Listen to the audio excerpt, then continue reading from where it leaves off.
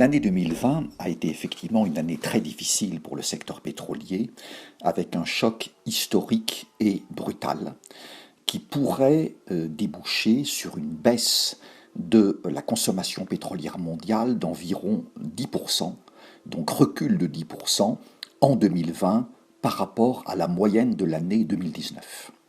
Cela dit, il ne faut pas oublier que le pétrole demeure à ce jour la première source d'énergie dans le monde, c'est-à-dire celle qui est la plus consommée. Le pétrole représente à peu près un tiers de la consommation mondiale d'énergie.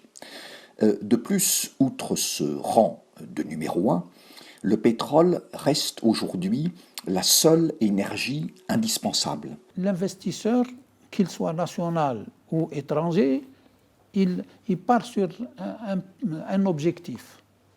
Son objectif, c'est de faire un projet rentable.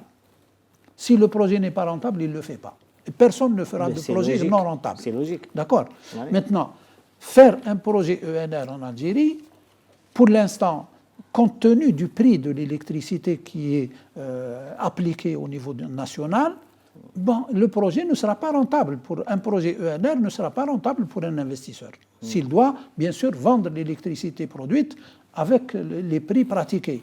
Donc nous devons réviser. باش الاقتصاد تاعنا يتطور وينمو ويعني يقطع مراحل واشواط نحو الامام، لازم نخفوا من هيمنه الاداره على الفعل الاقتصادي.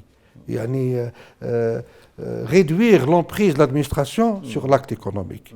الآن جاء الوقت باش نعيد تصور دور الإدارة، يقول إدارة بما فيها القطاع العمومي الاقتصادي، إعادة تصور، إعادة يعني تصميم دور ووظيفة الإدارة في إدارة الفعل الاقتصادي نحو يعني دور تاع تأطير، تاع دعم، تاع تنشيط، تاع تحفيز، تاع رقابة.